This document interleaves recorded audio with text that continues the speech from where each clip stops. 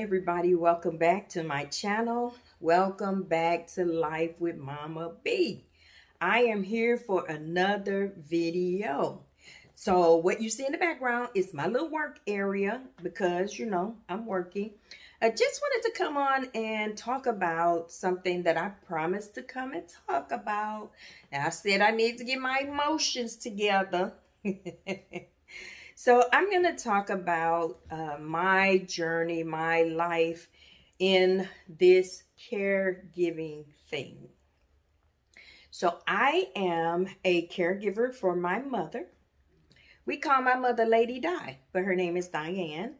And so I've been doing this for some years now. Not an easy journey, but has gained more understanding. And it has not gotten so much harder, but it has gotten challenging. And I wouldn't even say harder. I would just say it has been a challenge. So the biggest part of the challenge is because she's my mother. I have been working in some areas of healthcare for over 35 years. So I've worked in nursing homes, I've worked in the hospital. Now I'm working more on the insurance side. So I've seen patients with dementia, and yes, Lady Di has dementia. So I've seen patients with dementia. I've worked with them. I mean, everything. But it is so different when it is your parent. So our day, just kind of starts out, getting mom breakfast and, she spends the night with my brother at night and he brings her over in the morning. And so, just getting her breakfast, getting her settled. I work full time from home. So, it can be a little challenging some days and some days, not so challenging. But as I stated before, the most challenging part is the fact that that's my mom. And I've always been like close to my mom. That's my hanging buddy, my ride or die. And my mom has been that for many, many people. And so, I took her to the doctor one day and the doctor said, you have, a little arthritis in your shoulder. And she was just like, okay. And then when we got out in the car, she asked me, she said, is that something I could die from? And I'm like, what? And so my mom was a nurse. So her asking that question just kind of threw me off. I'm like, no, Mom. He said arthritis. Just thinking, you know what that is. And so still, I don't know if I just didn't pay attention or I just passed that off. Just, oh, okay, she just had a moment. Never thought dementia. And so, just taking her back and forth to the doctor. I was the doctor person. And just seeing a lot of things. And then when she started noticing that she was forgetting, that was the most uncomfortable thing for me because, she would, when we get ready to go to the doctor, she would be like, okay, so who is the president?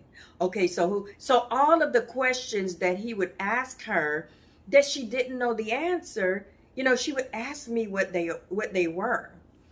And just not ready to accept it. I'm prepping her when we go in there. And even when we're in there, because I'm always in the room with her. So even when being in there with her, I'm behind the doctor. She's looking at me. And I'm trying to mouth out the answer of what she needs to say. So that was, a very uncomfortable time. Just wanting her to remember. I remember one time she asked me if she could drive my car to the store. I didn't want to tell my mother no. And so I told her yes and gave her the keys. I was sitting in the house and all I heard was run, run. She just, hammering on the gas in the car. Because I did not want to address the issue, I just let her do it. And she did drive, go up to the store, and then she did make it back, thank God. But just not ready to deal with that, that situation. But mind you, going to the doctor, they still had not put a name on it, because I'm just like, okay, yeah, she's just forgetful, she's just forgetting things. After that, we found ourselves, setting up times to just spend the night there with her. Then my baby girl moved in with her, and we just went from there, and things started progressing. We never moved her out of her home until she started showing signs of, because then she started calling other places home. So she would be at her house, and then she would be like, I'm ready to go home. So she started calling other places home, and then that's when we start, kind of moving her out. To this day, things have gotten, much worse, more challenging. And I'll say it again, the most challenging part is the fact that she is my mom. So it's not so much of the physical things. She's not able to do things for herself, like her personal care, cooking her food and things like that. She's not able to do those things anymore. Our biggest thing now is keeping her in a peaceful atmosphere, keeping her in a calm atmosphere, because dementia patients, when you put them in a place where, they're kind of uncomfortable, it causes more confusion. So we do our best to keep mom in, just that positive atmosphere. With me, she get to do what she wants, because it's Lady Di's world over here. So, we keep her safe, and, just do the things that, we have to do. Does it get taxing? Yes, it does. It gets taxing. But, I stay prayerful. I have a great support team, that's, supporting me, calling me, keeping me encouraged, doing those things. I get to, because I'm in ministry, that is why, I started my YouTube channel, because I needed that ministry outlet, and then I needed to be able to still, be an encouragement, be it a witness, and be an example of God's love to people. So that is, how we get to this point. Now, our day-to-day activities. With dementia patients, you cannot map out your week, because every day could be something different. The only thing that's consistent with my mom is her pancakes in the morning. Love pancakes, love waffles. Yeah, as long as she loves them, we give them to her every morning. She'll either come with them, my sister-in-law, or either fix them, so she'll come with them, or, I have them here. So her breakfast, once she's done eating breakfast, she, I just kind of sit her and watch TV, because mind you, I still work full time. So I'm working, move my office to my downstairs area so I can see mom. So, I got my whole desk set up here, and then I'm able to see her, keep an eye on her, things like that. Now, a good day is, yeah, that's the way it is. She get her breakfast, she just kind of chill it, and I'm, working. I have to stop to, make sure she doesn't need to be changed, or, to fix her some lunch, or to give her a snack, things like that. So I do that. She has her, television shows that will, just keep her attention. So, we do that. Other than that, she just kind of sit in there and talk to her friends. We don't know them. We never seen them. But she just sit there and talk to her friends. And that's her conversation. She's always told us, don't get in grown folks' conversations. So I don't. I just let her have her time. Huh? So those are the kind of things that, we deal with mom. A challenging day is, if she hasn't had sleep. So we're at this stage where, sometimes she doesn't sleep at night. And or either she'll get up in the middle of the night. And so by the time she gets to me in the morning, she is just like out of it. Just, yeah. As soon as I sit her down, then she sleeps. And, she'll sleep most of the day. I try not to allow her to sleep most of the day, but, she'll sleep most of the day.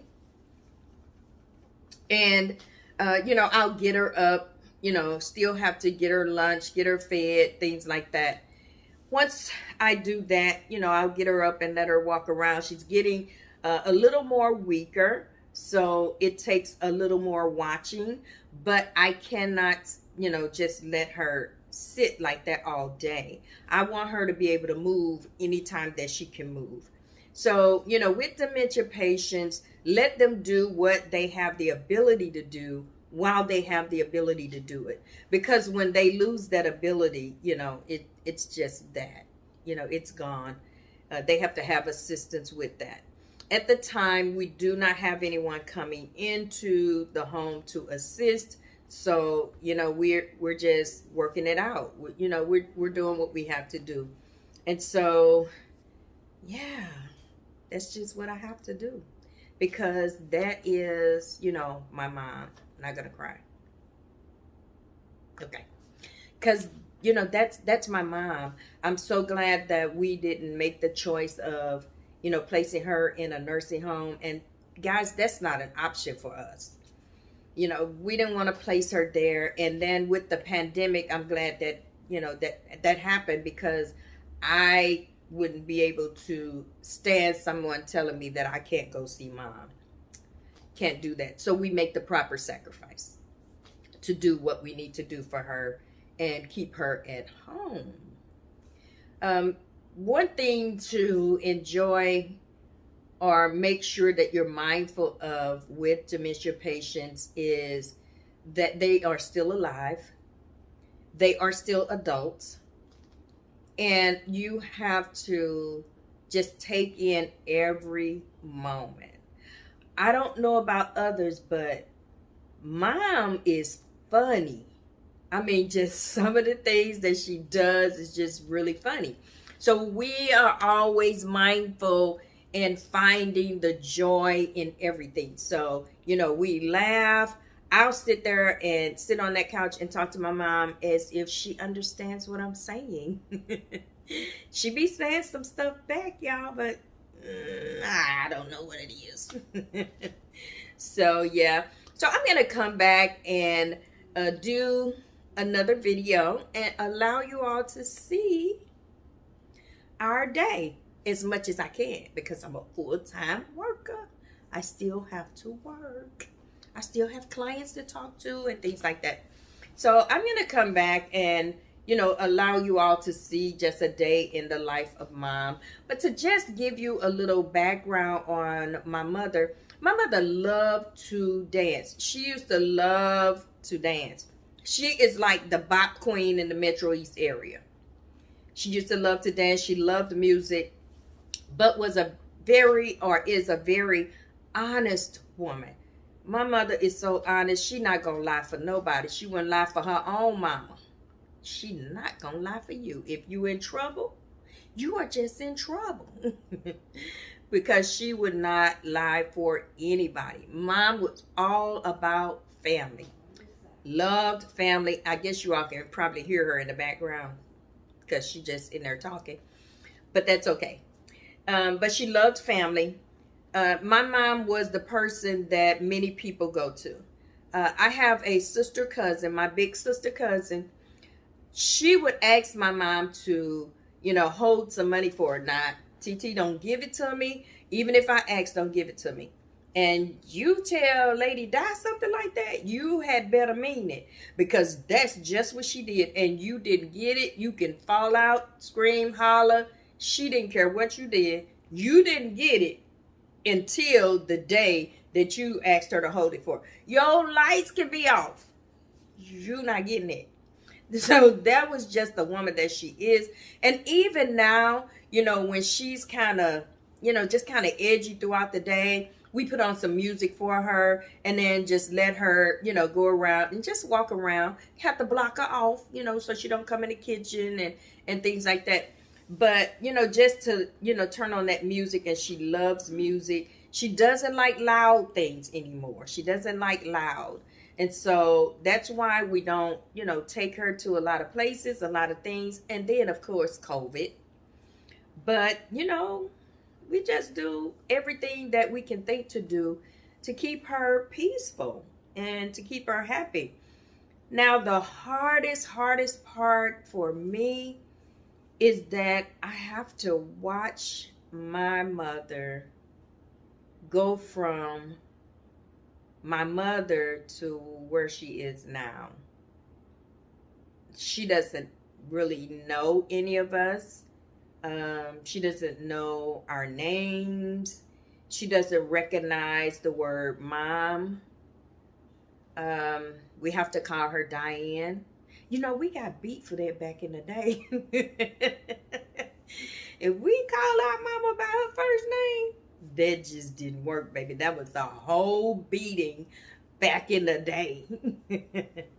But now we have to call her Diane in order for her to respond. Her speech is getting really gibberish. So, just not understanding a lot of things that she says. Just seeing her, because lately, it's been the weight thing. Just in a couple of months, mom has went from a size 18 to a size 8. Not sure, kind of what's going on with that. We are waiting on the doctor to come back and tell us some things, and then, we'll just deal with things from there. One thing about, caring for your parents or just being a caregiver for an elderly person is to not be in denial of the situation. It's going to help you if you face this with reality. We are well aware of mom's condition. We're well aware. And so we don't, just do that little falsifying things with our mind. We just keep open. And the main thing that keeps us going is we pray. We pray and we depend on God. Now, this is what that has done for me, because God has given me, listen, I would not be able to do this without the strength of God, guys. Now, in some of my other videos, I did my journey with fibromyalgia. And one of the things that I deal with fibromyalgia, or that I'm challenged with fibromyalgia, is the excessive fatigue. So it's like I wake up in the morning tired as if I've worked, 3 days straight. But I'm telling you, God is so awesome. That has not been my testimony since I've been on this caregiving journey with my mom. God has given me the strength and the grace to do everything that I need to do.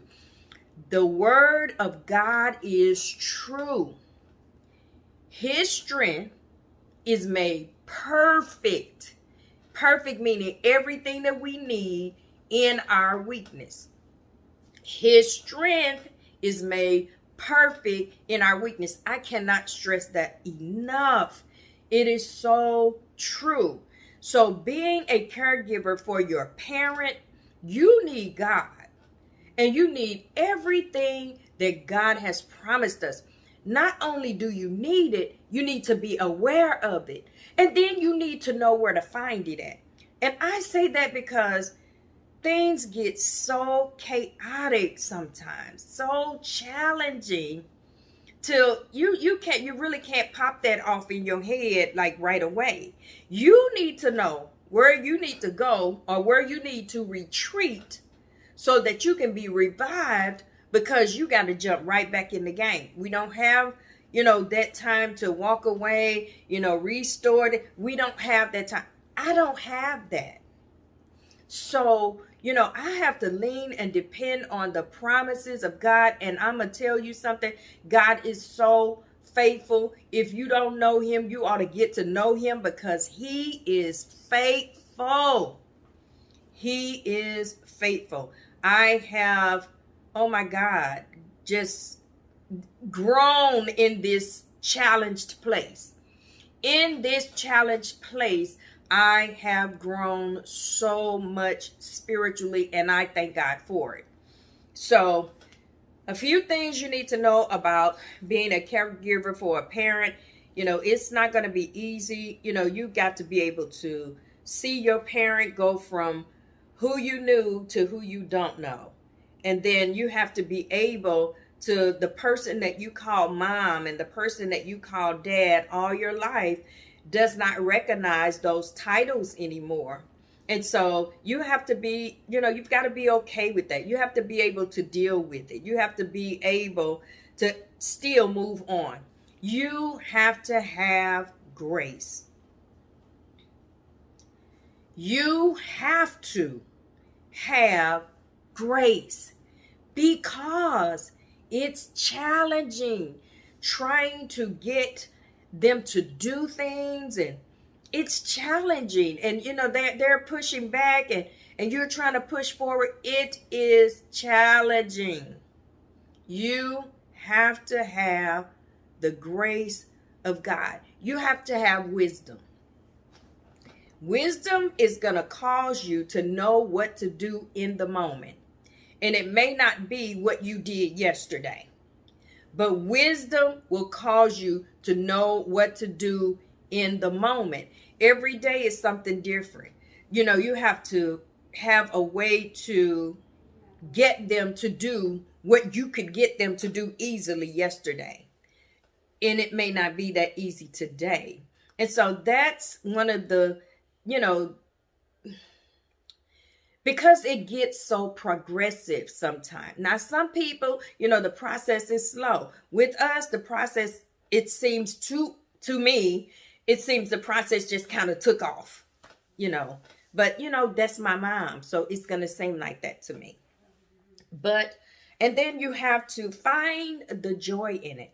Find those places of happiness so that you can keep them in a positive atmosphere. My mother, I was so happy, glad, and excited.